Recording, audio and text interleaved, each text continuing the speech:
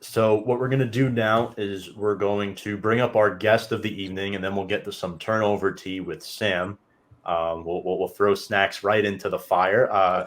Snacks, how's it going? Thank you so much for joining us, my friend. Well, thank you for having me, guys. I truly appreciate it. And if I could just real quick say one thing about what you guys were just talking about, because that was a good conversation. And Sam, I think you said it best. I don't know if it's your heart saying it or like your brain. I love Sterling Shepard, and I think he's just an awesome, awesome, awesome Giant and a guy that you want long term. But for the direction this franchise is going, if you can get a mid-round pick for somebody for a Sterling Shepard that's gonna take away $10 million off the cap next year for a team that's gonna unfortunately have to rebuild again, I'm all in on that. That's my 2 cents. However, very nice to be here. Thank you guys for having me. Awesome. Yeah, no, thank you so much for joining us. Just Snacks, if you could introduce yourself and tell us how you got that nickname a little bit. I know some people may not know the background behind it, but tell us your story. Yes. So you call me Snacks, you call me Nick, whatever you want. I got the nickname when I was a kid. My cousins used to call me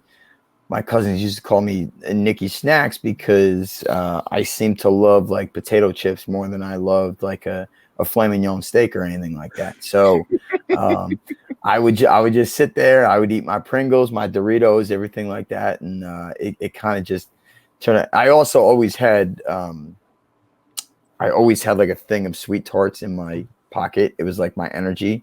I never drank coffee, never do. I just have like sweet tarts and I just pop them like it's Percocet.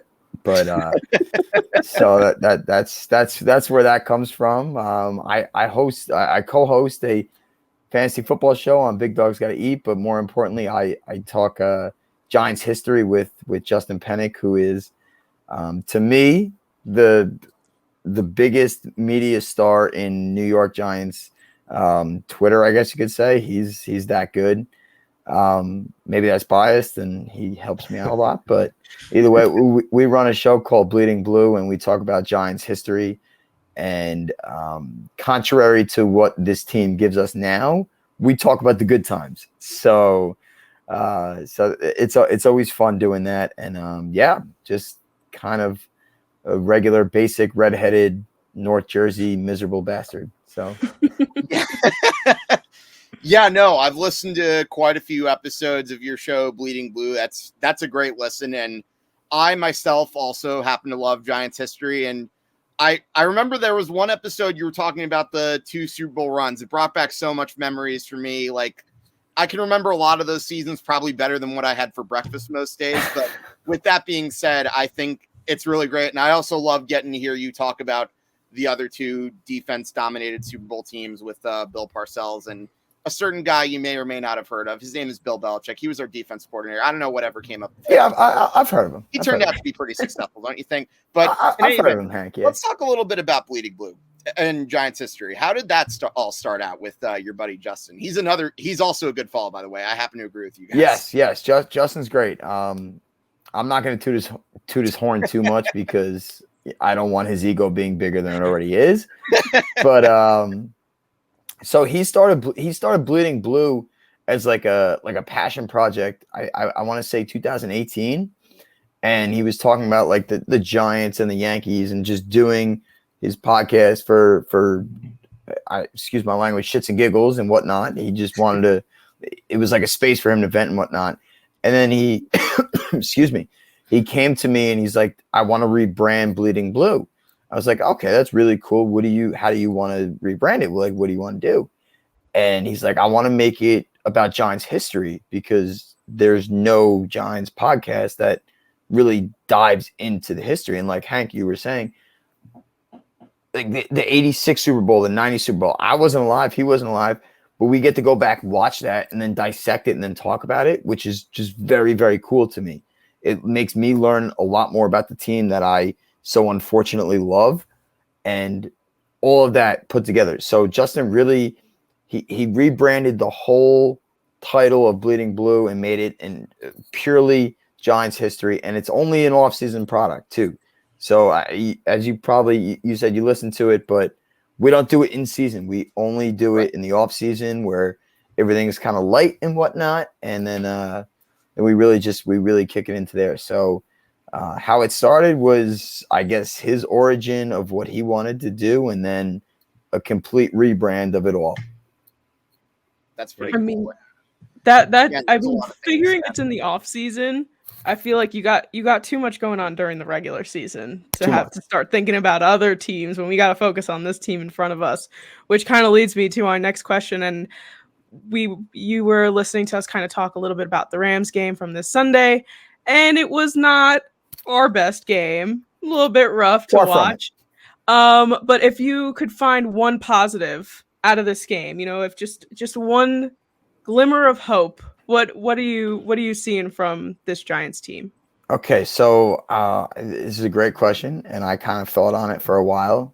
Tom kind of maybe sent me a little spoiler of what's going to be asked, but is my positive going to be an actual positive that Daniel Jones didn't die on the field? Like, is that relatively no? But I would say a positive. It's really difficult to find one, and unfortunately, that's the case. But our two interior D tackles, Dexter Lawrence and Leonard Williams, played very well. It's not going to show up because the defense gave up 38 points, but those two guys played very well. And I think even coming into the year, they were catalysts for the team that we needed to have on defense. So to see them actually step up and play well was good to see. Sterling Shepard being back in the mix, catching 10 balls, was great to see. There are absolute. I really want to beat around the bush more than I'm trying to, but there weren't a ton of positives, which is terrible to say out loud.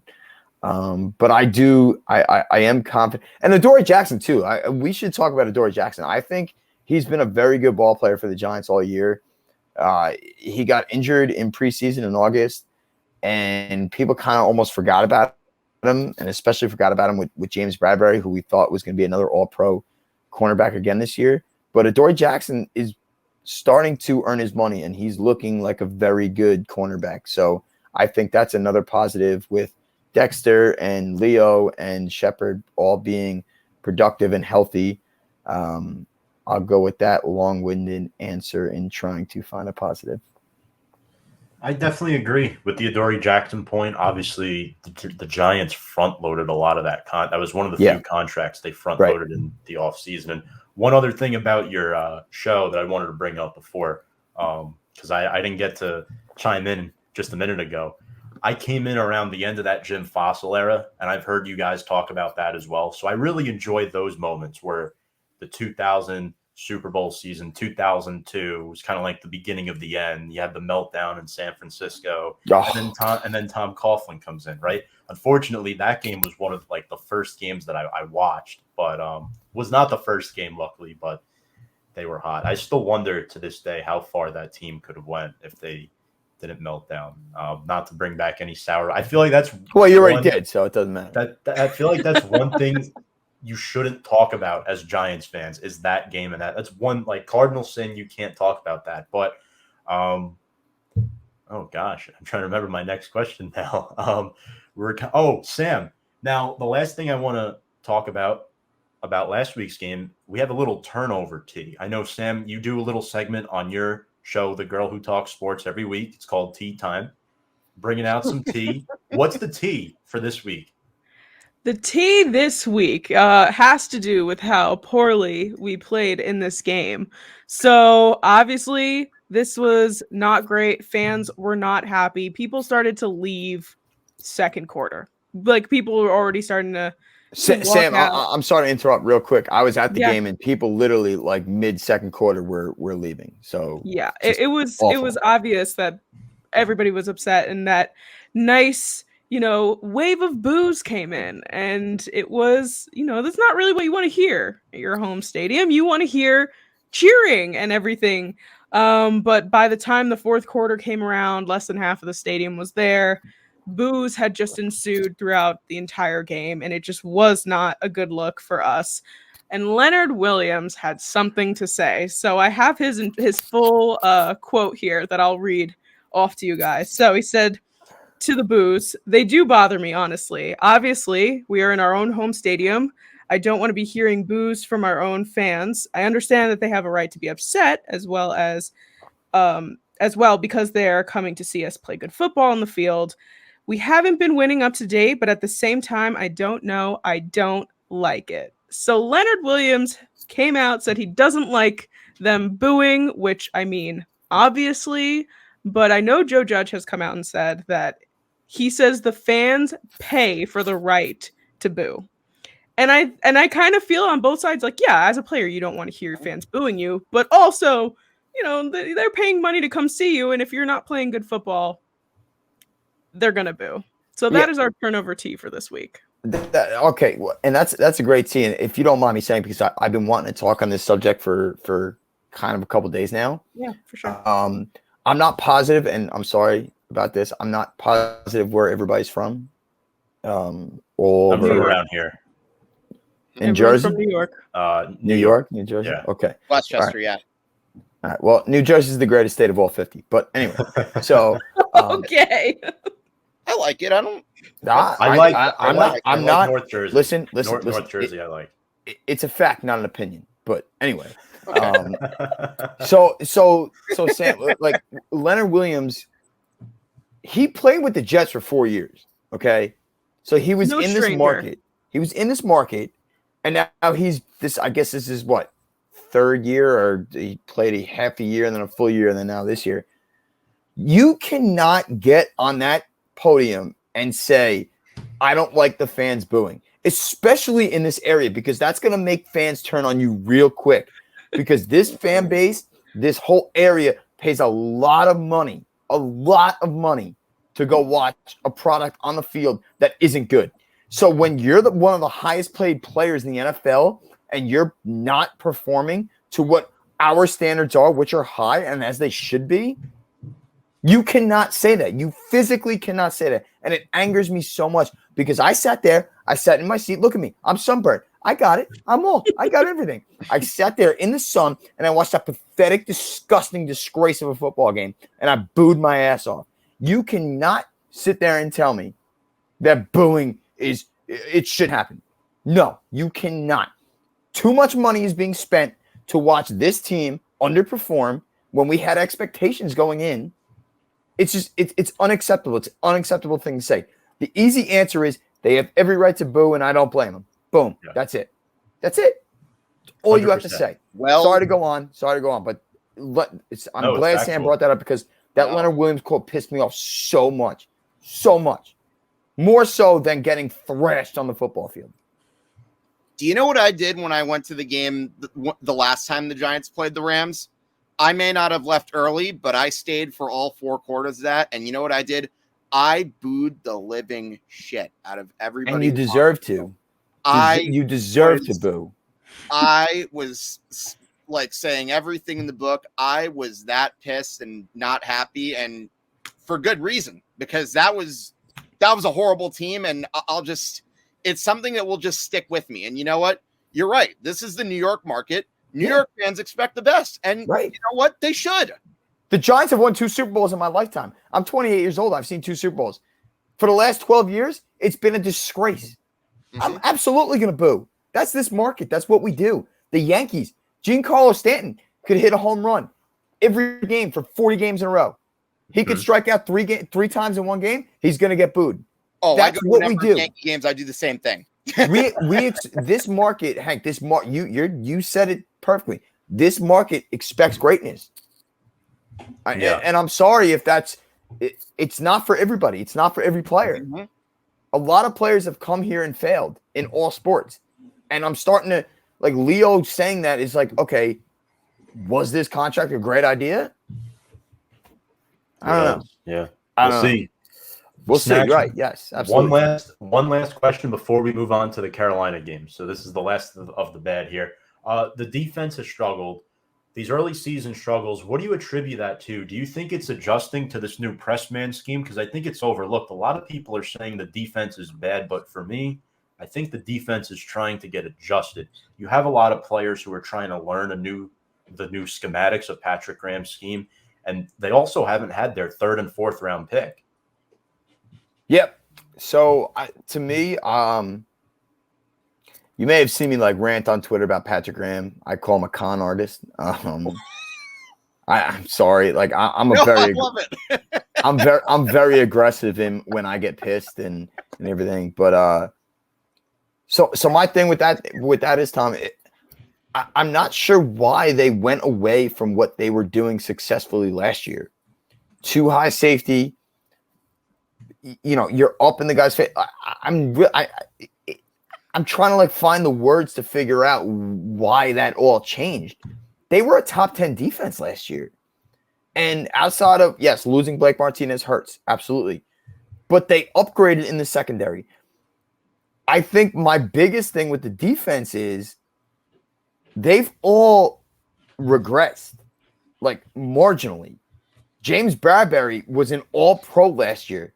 He's not any good this year. Xavier McKinney, we thought he was going to be a great safety. He's been terrible.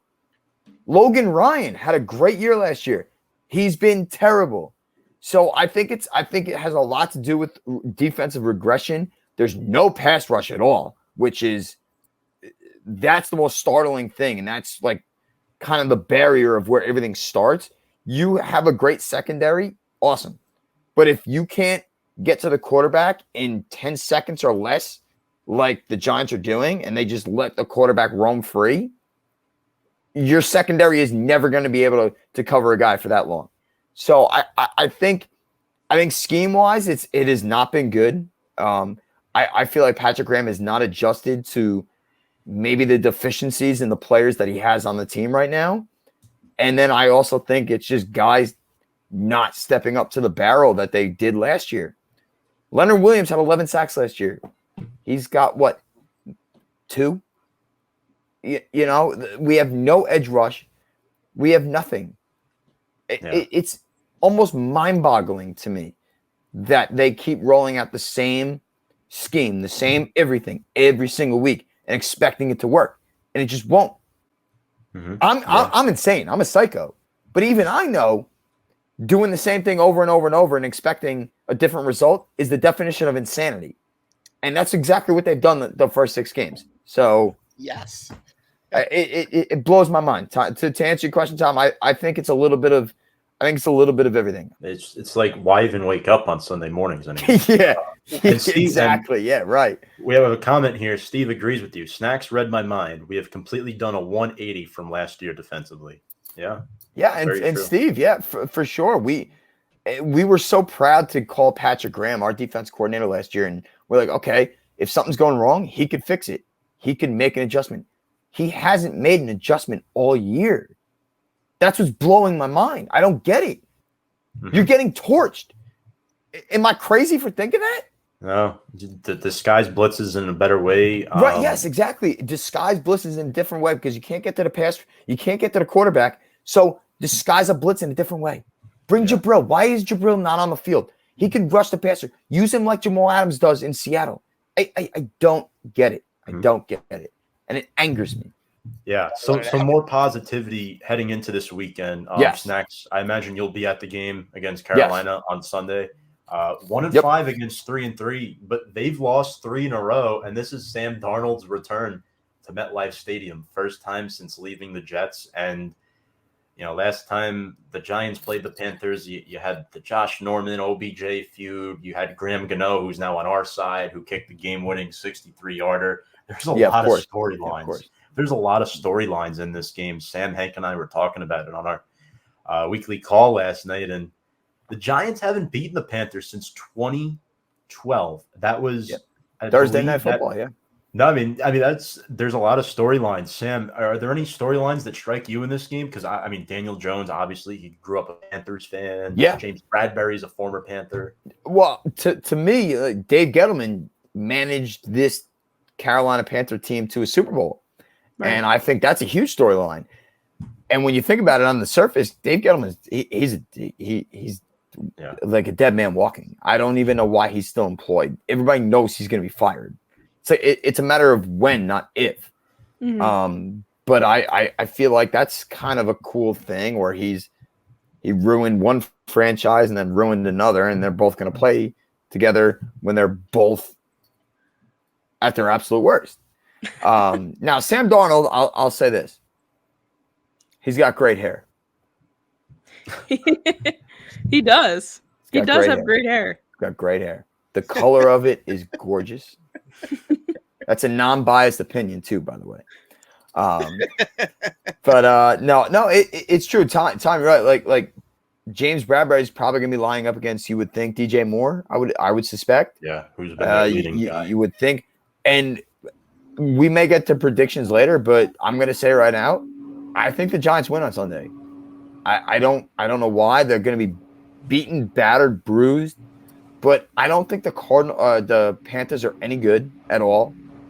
I didn't think that from week 1 or week 3 when they were 3-0. I don't trust Sam Darnold at all. I don't care if he's coming back to MetLife. That is a good storyline. You know, we can talk about that. But I excuse my language, I don't give a shit. I don't think he's that good. And I think this is one of those rare games where you're going to see the Giants win. I don't want to say comfortably because I think in 28 years of being a Giant fan, I've seen the Giants win comfortably like twice, maybe twice. But I think the Giants win this week, and that's bad. Yeah, bad. It's bad. It sucks because like you want to. I talk to my brother Anthony all the time because he wants to lose, and it's like I'm like, yeah, I hear you. I know. I want to lose too and get the #1 draft pick so we could take the Oregon edge rusher. I can't root for the Giants to lose, ever. I'm going to the game on Sunday, and I'm going to root for them as much as I do every single other Sunday. But storyline aside, I think the Gettleman versus the Panthers, Darnold back at MetLife, Bradbury. Sean Chandler's starting in their secondary, too. Fun fact. So there you go. There's another storyline. Actually, there is one that we forgot to mention. Our kicker. Remember what happened last Graham time we played them? Yeah, of course. Because when you want to beat the Giants with Graham Gano on the Panthers, he just kicks 63-yard field goals. When we need him to make a field goal in Dallas, he misses a 35 one. Yeah.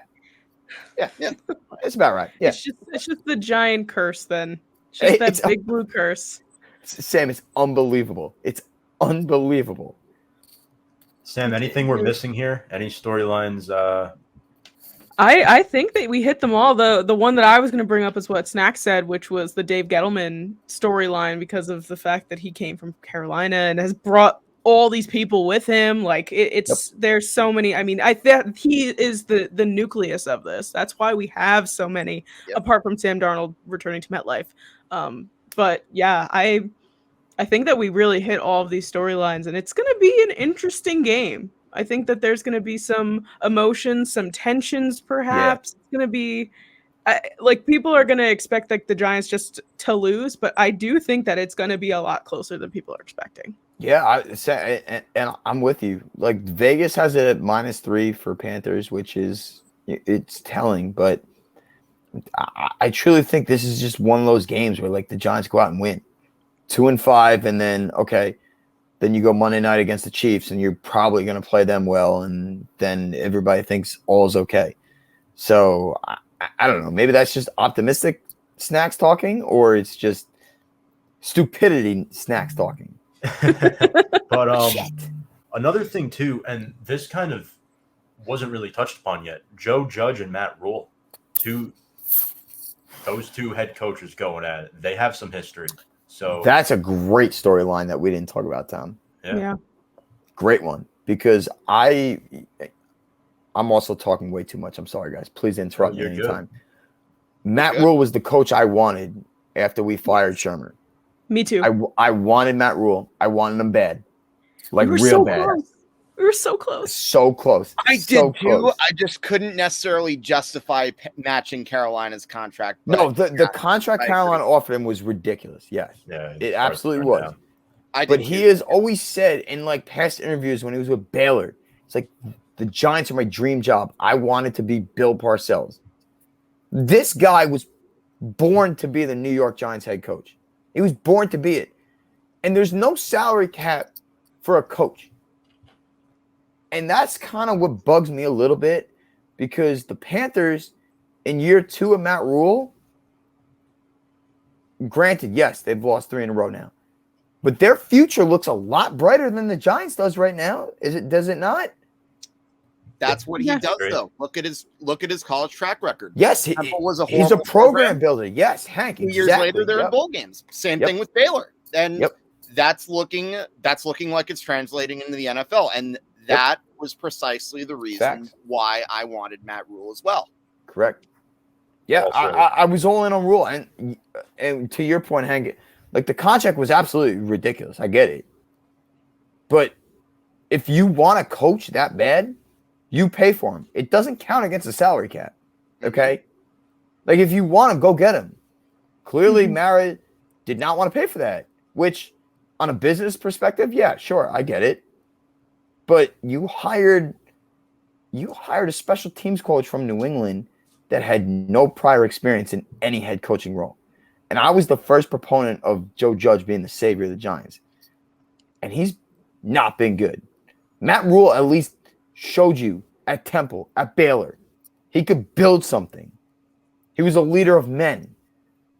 So I don't know. It's very salty to me too, because then with Matt Rule comes Joe Brady as the offense coordinator.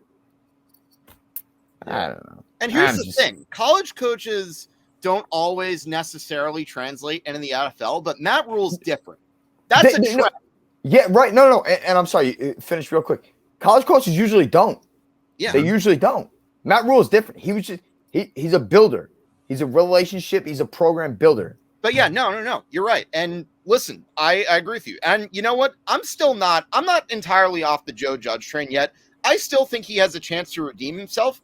But do I think he's been doing a great job? No, absolutely not. No, but yeah, exactly. It's a lot of talk too. I mean, he's very good. Yeah, see, Tom, that's my thing. I fell in love with his talk, his press games, his press conferences, his post games, everything like that. We came off a 4-year tenure of McAdoo and Shermer, who were arguably 2 of the softest men I've ever met in my life. Well, I never really actually met him. The softest man I've ever heard in my life. And then we see Joe Judge, and he's telling us everything that us Giants fans have wanted to hear. We're gonna put the players in the right position to succeed, everything like that. And it hasn't been the case. Like I am as guilty as everybody involved. I crowned Joe Judge the savior of the Giants way too early. Mm-hmm. And right now, I want him out. I want everybody out. I want a clean slate. I want a new GM in here, and I want him to hire a coaching staff, a head coach that he wants. That's the only way to build a team. Right, which is definitely tough. And, just looking at what the Giants have done in the past, that does not seem likely, unfortunately. I take a little different approach. I don't think Judge should be fired, but I think there's a chance that he could be because of who he's currently under. But we'll see what happens. A team that has a similar model to the Giants historically wise is the team who just beat Carolina last week, and that's the Minnesota Vikings. They beat Carolina 34-28 in overtime. They love all the same players that the Giants do. They draft very similar linebackers, defensive linemen, you name it. Very 2 old school organizations. And, last week, Sam Darnold, he didn't look great, but a lot of his receivers were dropping passes. Sounds something that Darius Slayton and Golden Tate did at times last season. But, looking into this week, the Giants are paper thin. Giants had to make some moves, had to sign some guys off the street. Benardrick McKinney from the Houston Texans signed off the street, 77 career starts, 6 playoff games. The Giants are desperate. Yes, this guy was a Pro Bowler in 2018. That was 3 years ago. What has he done for me lately, right? He played 4 games last year. He got traded to Miami, and he couldn't make their team. So this is pretty much a desperation move. They're trying to replace Blake Martinez, Ragland, Crowder, and Coughlin they haven't been able to cut it. As good as those players are in their roles, they're not a Blake Martinez. I'm actually kind of mulling over the Joe Judge conversation from before. I'm just kind of thinking, I really don't think he's going to get fired. I just want to say that. I think Gettleman will be. I don't agree think with Sam, actually. Gettleman's good as gone. We all know that. I genuinely think that Joe Judge is going to stick around, though, because he has only been here for 2 years. And I think that there was a lot of hope in the first season. I think that even though we did not make it to the playoffs last year, one loss. We easily should have been. Right. And I think that he can do some really great things as a coach, but I don't think he's going to get fired. It's too soon, and they're not ready to let him go yet. Yeah. Yeah, I'm really, again, I don't think he's necessarily going to get fired, but like I said earlier, or like I kind of alluded to earlier, I do think if he's not going to get fired, at the very least, he's on thin ice. Oh, we got to get to this comment from Steve about Gettleman, and I kind of see where he's coming from. I highly doubt they fire Gettleman. I don't trust ownership to have the stones to do it. And this is something that's very interesting. And I've been saying this for a while, right? Do I think Gettleman should get fired? Yeah. But do I think that will come into fruition? There's a chance he retires at the end of the season. If he knows he's on his way out, the Giants will do it the Giants way. Either Gettleman will resign or Gettleman's going to retire, because he's 70 years of age, guys. He's not a spring chicken. Right? Yes. Steve, Dave Gettleman's gone. Like, I think it's, at this point, it's a fait accompli. He's gone. I thought he was like starting to get, shown the door when Judge got hired and everything like that. Tom, you made a point before that I wanted to talk about, and now I completely forgot because I'm a moron. But you were talking about, can you give me 2 snippets real quick? Because then I can. I think I was talking about Benardrick McKinney, how trying to replace Blake Martinez is something key. And Blake, yes, this is what I want to bring up. Yes. So good teams, the Chiefs, the Ravens. Actually, I'll just say the Ravens to begin with. The Ravens draft well within the rounds 3 to 7, and they have guys that you could plug in. Those depth pieces can plug in to an injury that you have on a starting guy on offense or defense. The Giants have an injury, and it's a catastrophe. That is my biggest qualm in the world. We have not drafted for depth, or at least we've tried, but the scouting department is atrocious. Everything is atrocious, and we have no depth anywhere. And this is year 4, Tom. Year 4 with Dave Gettleman. 4 draft classes, and we're still begging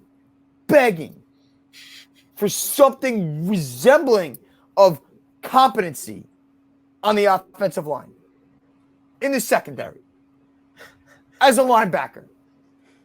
Everything. Steve will pay for the moving truck to get Gettleman out of here. Good, Steve. I'll play with you. But that's my biggest thing. Like, if you're gonna be general manager, you gotta be a good evaluator of talent. Yeah. Rounds 3 through 7 is where you get. That's the crux of your team. Mm-hmm. Those are cheap contracts that you could play when somebody gets injured. We have none of that. None. We've always said that we want to get rid of Jason Garrett and put Tom in as OC because he probably could do better. Yeah. We could all do better. Tom could do better. Hank could do better. Sam, you could do better. I could do better. And I look like Jason Garrett. So you do look like Jason Garrett. Yeah, that was the elephant in the room that I was. It was the elephant in the room. I knew it was coming. We don't want to insult you in any way. Well, it's very insulting. So thank you for that. Thank you. Tank, I want to throw you on the hot seat here. What's your next question? Because I know we're kind of bouncing around. And first of all, before I get into that, I just want to say I'm having an awesome time with you. But anyways, now to the question. So We know Andrew Thomas is on the IR for the next 3 weeks, and the $1 million question here is who's the next guy that's going to step up for the offensive line? Because it's paper thin. Yeah, it's really bad. It may be an obvious answer, but Will Hernandez needs to. Like this is his third or fourth year. He's got to step up. He's been fine this year and nothing like too detrimental. But to be a guy on the offensive line with, I feel like we're all about the same age or whatnot. Chris Snee, David Deal, Kareem McKenzie, Rich Cyber. We know those guys. Like those are awesome giant offensive linemen. Will Hernandez needs to step up bad. One, because his contract's up after this year. So are we going to re-sign him or not? Two, because Hank, like you said, the offense it's deplorable. It's miserable. So he needs to step up. So I'm going to be looking at Will Hernandez on Sunday and hoping to God, I got to go to Saturday Mass because I got to go to the game on Sunday. But I am praying that Will Hernandez can step up. So. Me too. Yeah, he's that guy. That's it. That's it. We're not Matt Parrott, whatever his name is. Hurt. Thank you. We've all been calling him to start. He looked like shit last week. So he was on the wrong side of the line, though. He was. Yeah, Listen, that and Sam, Thomas. Sam, I'm just angry. So I'm playing devil's advocate here. Playing devil's advocate. You are. I get it. If the name comes into my head, I'm going to eviscerate him. But on the surface, yes, I think Will Hernandez really needs to step up and have a game on Sunday. Yeah. Have you seen the nasty streak Hernandez supposedly had coming out of college? Yes. That's my problem. I haven't. Yeah. I haven't. He was like projected to be a first round pick. We got him the second round, the second pick. Yep. And I, at that point, I'm sure you guys did too, thought it was the biggest steal in the world. And he has just been average is saying it nicely. He's been terrible for 3 years. Mm-hmm. And now he's average. So I'm hoping he steps up on Sunday. I really am. I hope he takes a leadership role and steps up and mans up, grows the balls that we thought he had. Excuse my language, Sam. I'm sorry. And actually steps up and blocks somebody all game. Maybe I expect too much. That's a good point. But Sam, we're getting reinforcements on Sunday, right? We're getting Robinson and Ellerson Smith back. I'm really looking forward to that. I think that could help our defense out. Yeah, I definitely think so, because at this point we need it, and we're struggling on the defensive unit, and it's not looking good at all.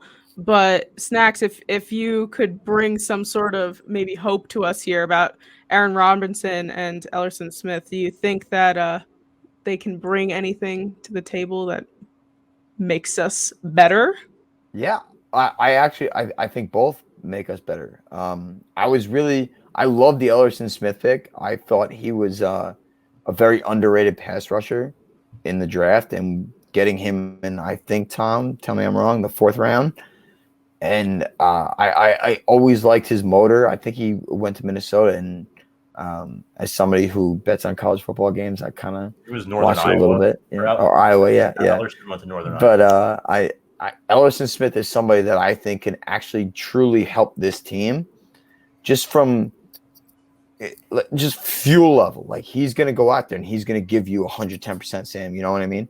Like, he's going to relentlessly rush the passer and make every single snap count. So I always appreciate about a guy like that. And I'm excited about him. Robinson, too. We kind of counted on him earlier in the year. If you guys probably know, of course you know, as a rookie, as a 3rd-round rookie, he was going to be like the starting slot corner. And then injuries hit and whatnot. So I think he's going to help too.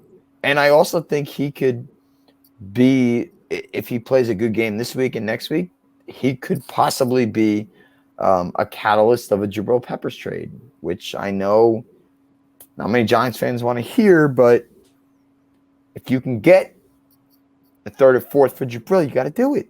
You got to do it. It's a lost season, and you're not signing him to a big deal. So, Sam, to your point, those two rookies, Smith and Robinson, I truly believe, maybe I'm wrong. I mean, I probably am. I'm wrong about everything. But those guys can absolutely help this team, especially Ellison Smith, because you cannot put a price tag on pass rush, and we have none of it. And that guy knows how to get to the quarterback. So I will say that a phenomenal point. I am very excited to see those two on Sunday. Yeah, if they play Sunday or if they're coming back in a week or two, yeah.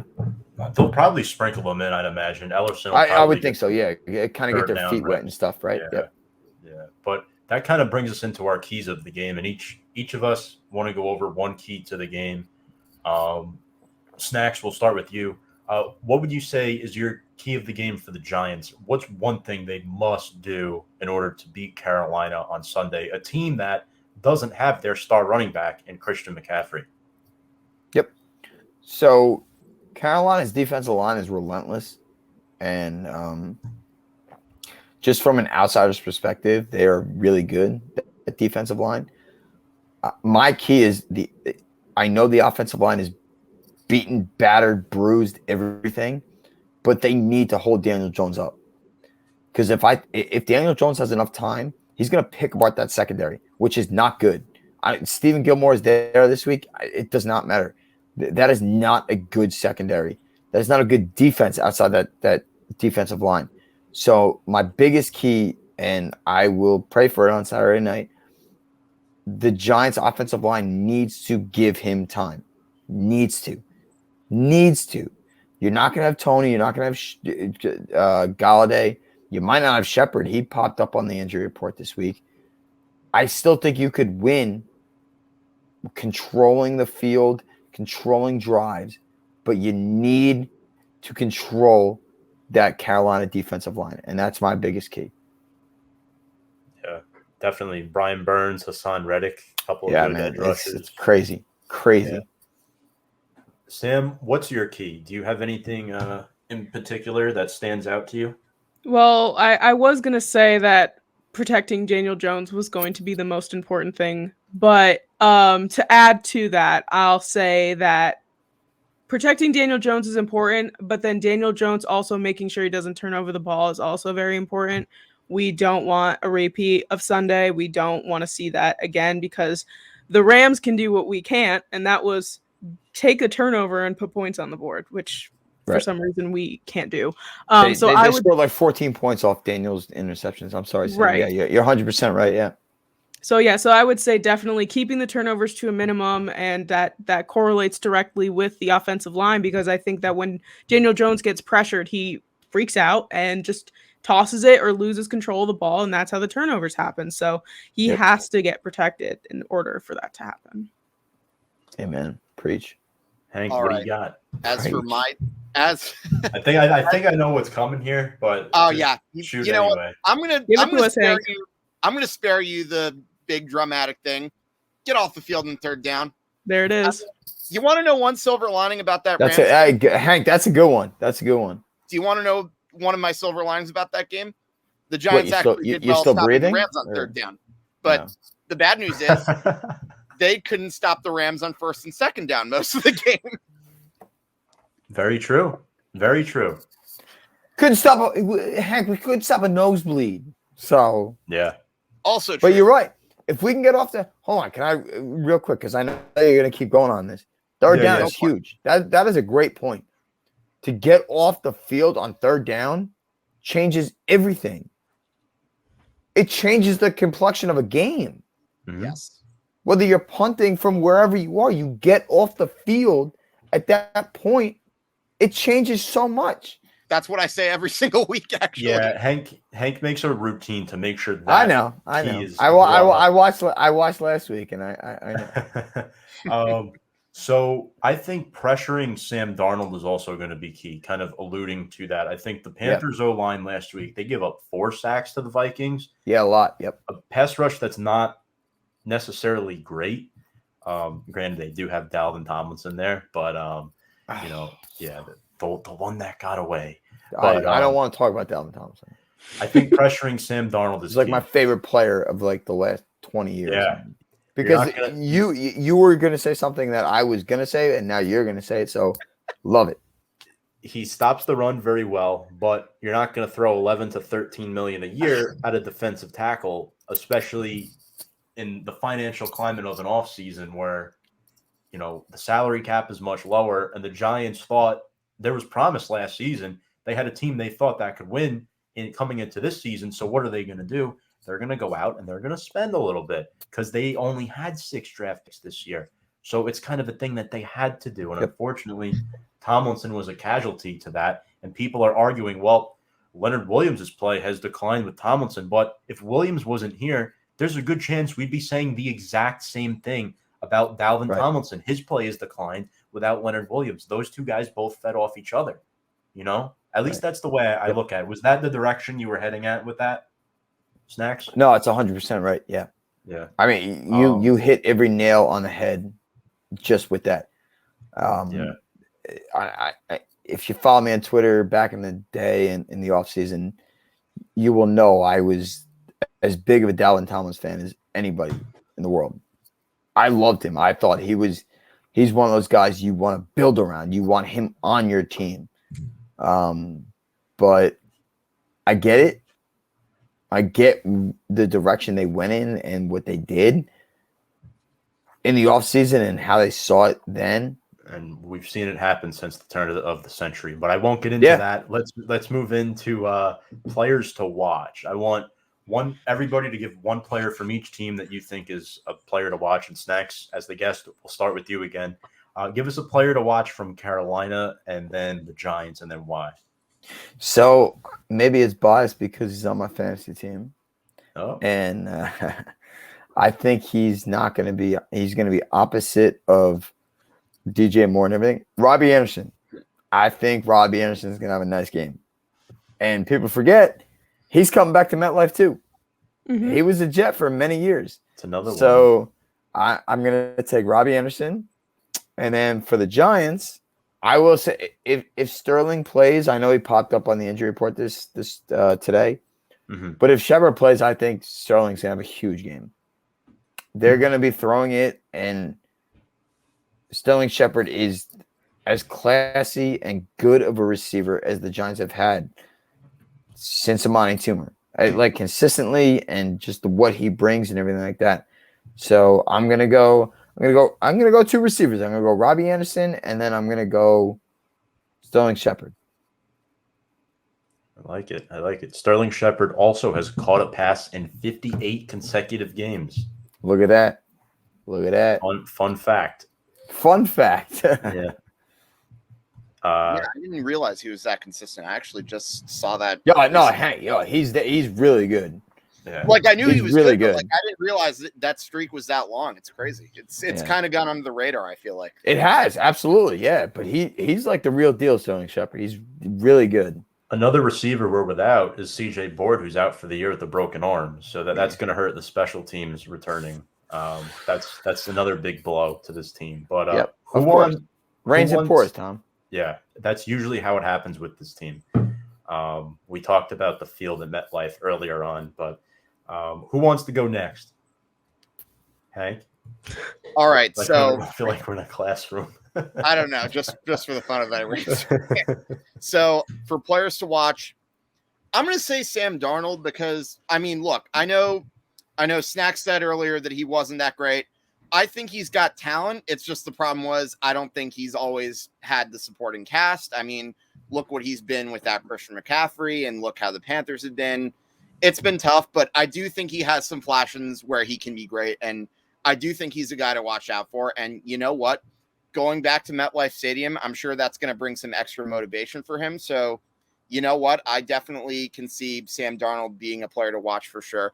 And now, as for the Giants, my player to watch for the Giants, I'm going to go with Leonard Williams. And the reason I'm going to say Leonard Williams is if you look at his numbers for the past 2 games, he actually hasn't been that bad. It's been somewhat similar. The problem is the production just, hasn't been great. And you look at the way the defense has been, you're not going to see it on the scoreboard, but he's still somebody you got to watch out for. And, it'll be interesting to see how he does after he made those comments about not being a fan of booing. And, I'd say more about that, but I think we already ranted about that issue.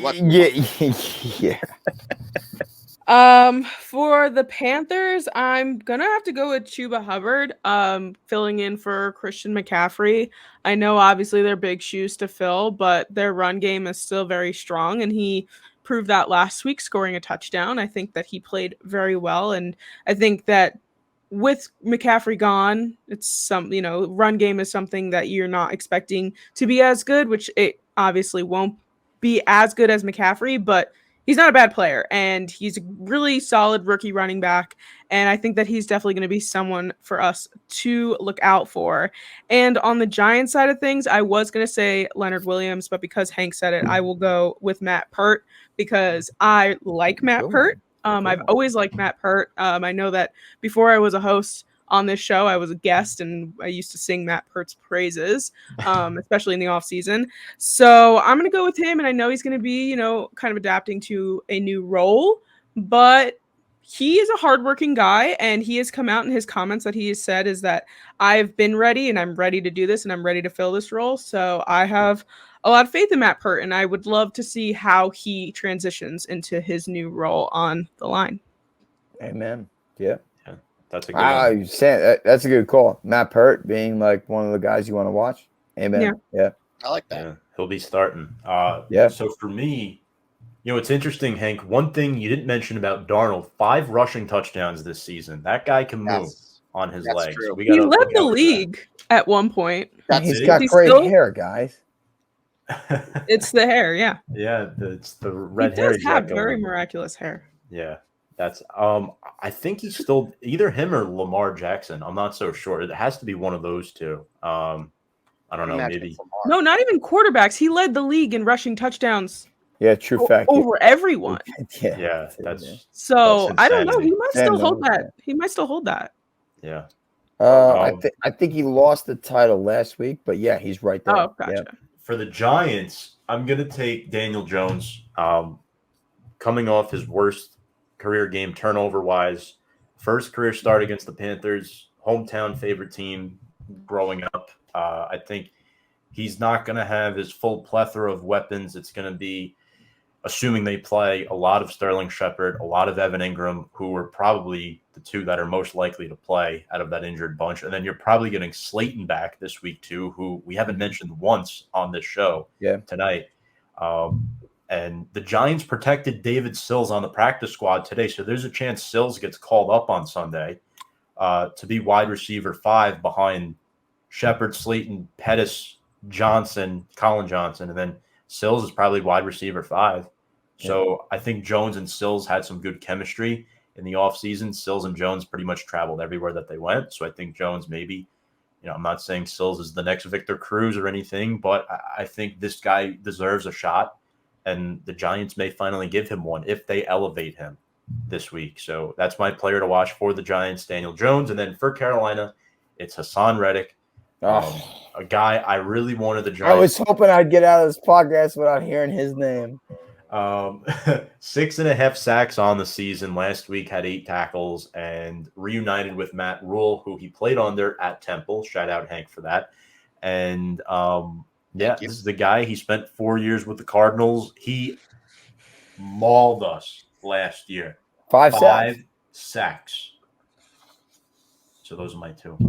I mean, Snacks, actually, you know what? I have one more question for you before we predict this game. All right. Well, so since you just pissed me off so much, all right, give me one more question.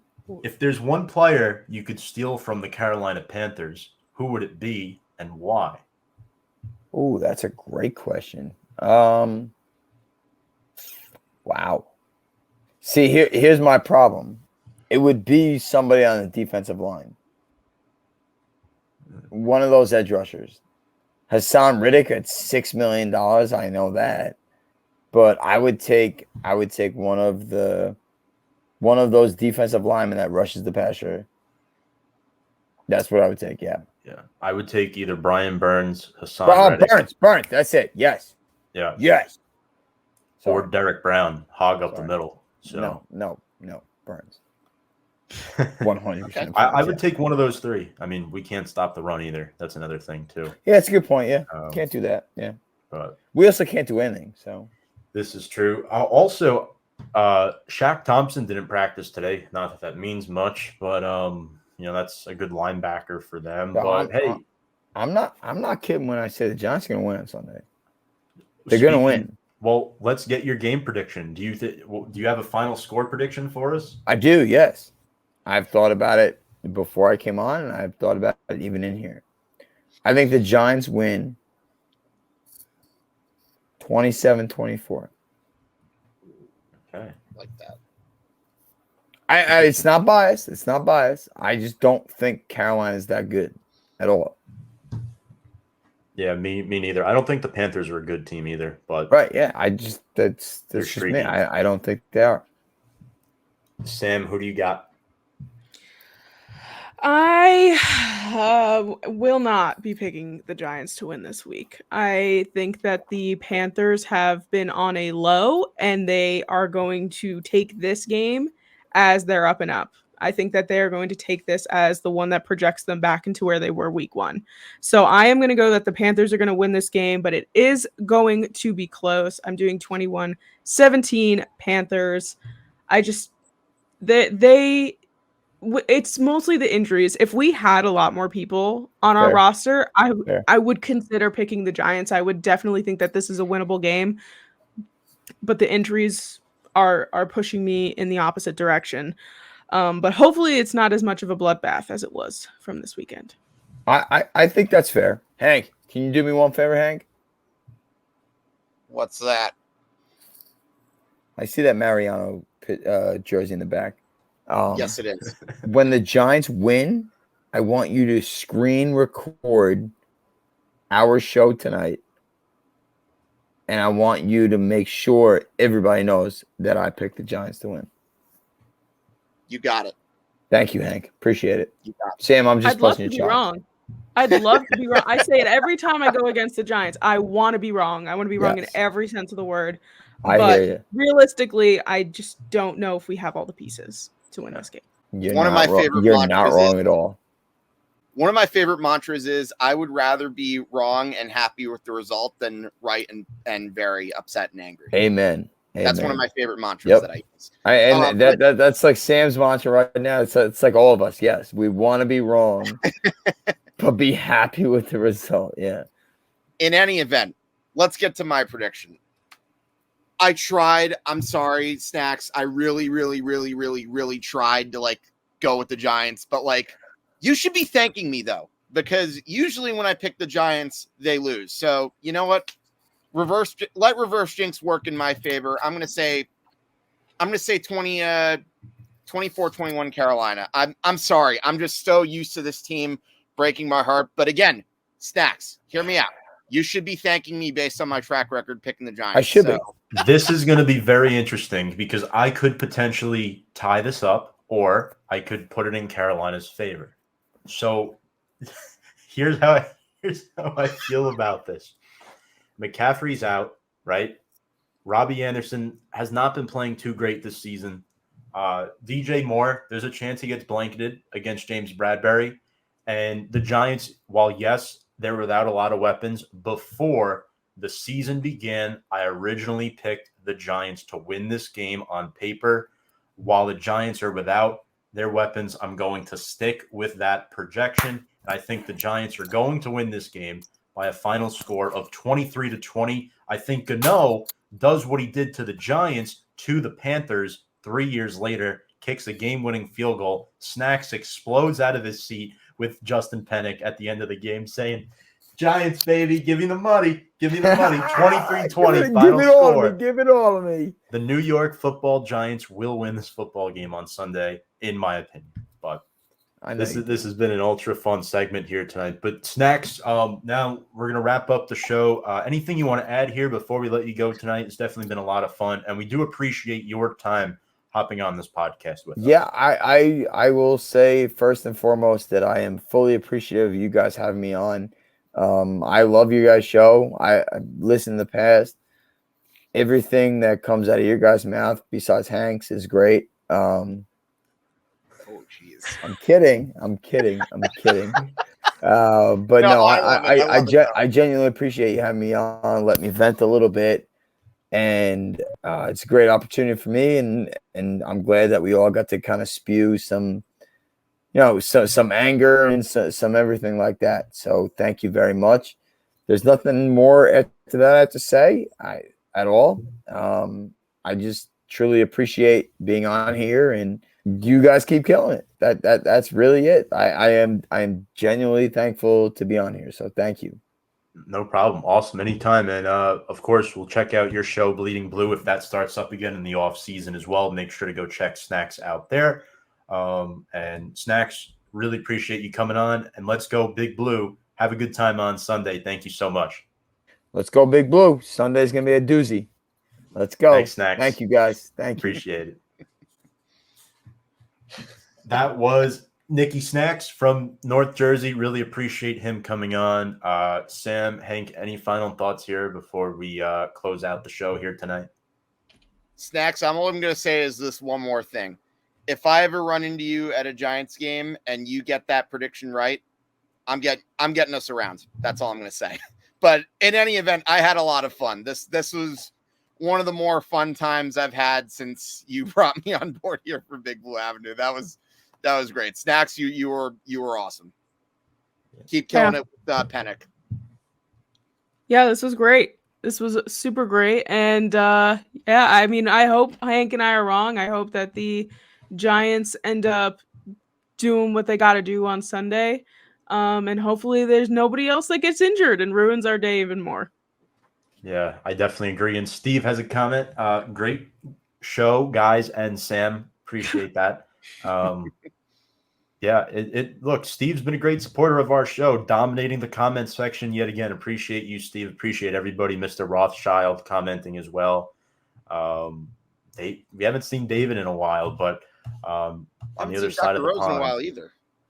That's true. Yeah. Hopefully we talk more with them in the future. But folks, on behalf of Hank and Dichter, Sam Cardona, I'm Tom Scavetta saying good evening, and let's go Big Blue.